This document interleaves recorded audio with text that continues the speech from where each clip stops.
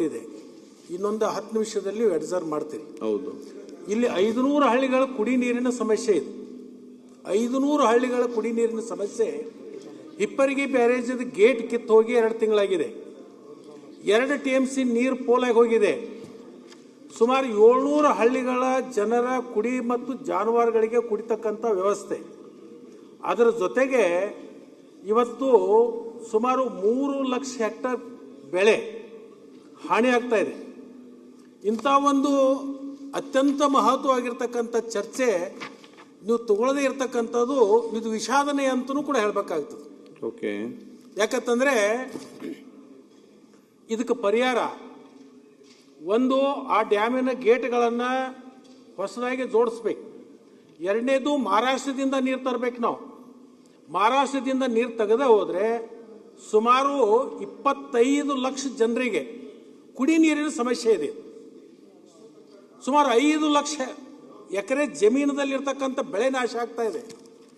ನಾನು ಆ 3 ತಿಂಗಳಿಂದ ನಾನು ಪ್ರಯತ್ನ ಮಾಡ್ತಾ ಇದ್ದೀನಿ, ಇದನ್ನೊಂದು ಚರ್ಚೆ ಮಾಡೋಣ, ಇದಕ್ಕೊಂದು ಪರಿಹಾರ ಕಂಡುಕೊಳ್ಳೋಣ ಅಂತೇಳಿ. ಬಹುಶಃ ಇದು ದುರ್ದೈವದ ಸಂಗತಿ ಅಂತಲೇ ನಾನು ಹೇಳಬೇಕಾಗುತ್ತೆ. ಏನು ಮಾಡ್ಬೇಕು ಹೇಳಿ? ತಮ್ಮ ಚೇಂಬರ್ಗೆ ಬಂದು ನಾನು 3 ಬಾರಿ ಈ ಸಲನೂ ಭೇಟಿಯಾದೆ. ಕಳೆದ ಅಧಿವೇಶನದಲ್ಲಿನೂ ಕೂಡ 3 ಬಾರಿ ಭೇಟಿಯಾಗಿ ಇದನ್ನು ಅಜೆಂಡಾಕ್ಕೆ ಹಾಕ್ತೀರಿ. ಕೊನೆಗಳಿಗೆ ಒಳಗೆ ಇದು ಸ್ಲಿಪ್ ಆಗಿ ಹೋಗುತ್ತೆ. ಆ ಭಾಗದ ಜನರಿಗೆ ಉತ್ತರ ಏನು ಕೊಡೋದು?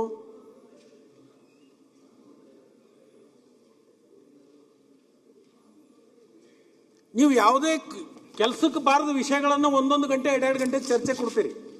ಇಂಥ ಲಕ್ಷಾಂತರ ಜನರ ಕುಡಿ ನೀರಿನ ಸಮಸ್ಯೆ ಬಗ್ಗೆ ನೀವು ಗಂಭೀರತೆಯನ್ನು ತಗೊಳ್ಳದೆ ಹೋದ್ರೆ ಏನು ಮಾಡ್ಬೇಕು ಹೇಳಿ? ಓಕೆ, ಆಯ್ತಮ್ಮ. ಈಗ ಒಂದ್ ಸೆಕೆಂಡ್ ಏನಾಗಿದೆ, ತಾವೇನು ವಿಚಾರ ಇದೆ 69 ಕೊಟ್ಟಿದ್ದೀರಿ, ಎಲ್ಲವೂ ಕೂಡ ಮಹತ್ವದ ವಿಚಾರ ಕೊಟ್ಟಿದ್ದಾರೆ. ಯಾರ್ದು ಫಸ್ಟ್ ಕೊಟ್ಟಿದ್ದಾರೆ ಅವ್ರದ್ದು ಫಸ್ಟ್ ಅದರಲ್ಲಿ ಆಗಿದೆ. 2 ವಿಚಾರ ಚರ್ಚೆ ಆಯಿತು 69ನಲ್ಲಿ. 3, ಒಂದು ಬ್ಯಾಂಗ್ಳೂರಿದ್ದು, ಮತ್ತು ಇನ್ನೊಂದು ಹೆಲ್ತ್ಗೆ ಸಂಬಂಧಪಟ್ಟಾಗೆ, ಮತ್ತು ಫುಡ್ಡಿಗೆ ಸಂಬಂಧಪಟ್ಟಾಗೆ. ಆರ್ಡರ್ ಯಾರು ಮೊದಲು ಕೊಟ್ಟಿದ್ದು ಆರ್ಡರ್ ಆಗಿ ಬಂದದ್ದು, ನಿಮ್ಮದು ಕೂಡ ಬರಬೇಕಿತ್ತು. ಬೇರೆ ಬೇರೆ ಚರ್ಚೆ ನಿಮ್ಗೆ ಗೊತ್ತಿದೆ ಯಾವ ರೀತಿ ಎಲ್ಲಿಂದ ಎಲ್ಲಿಗೆ ಚರ್ಚೆ ಹೋಯಿತು, ಎಷ್ಟು ಸಮಯದಲ್ಲಿ ಕಡಿಮೆ ಆಯಿತು, ಇಲ್ಲ ನಿಮ್ಮದು ಕೂಡ ಇವತ್ತು ಚರ್ಚೆಗೆ ಬರ್ತಿತ್ತು. ಆದ ಕಾರಣ ಮಂತ್ರಿಗಳೇ ಒಂದಾದ ತಾವು ಕರೆಸಿ ಅದನ್ನು ಮೀಟಿಂಗ್ ಮಾಡಿ, ಅಥವಾ ಎಸ್ಟಿಮೇಟ್ ಕಮಿಟಿ ಮುಖಾಂತರ ಲಕ್ಷ್ಮಣ್ ಸವದಿ ಅವರು ಹಿರಿಯ ಸದಸ್ಯರಿದ್ದಾರೆ, ಅವರಿಗೆ ಕಲಾಪದ ಬಗ್ಗೆ ನಾನೇನು ಹೇಳೋದ ಅವಶ್ಯಕತೆ ಇಲ್ಲ. ಆಮೇಲೆ ಅವರು ಪ್ರಸ್ತಾಪ ಮಾಡಿರೋಂಥ ವಿಚಾರ ಕೂಡ ಅತ್ಯಂತ ಗಂಭೀರವಾಗಿದೆ.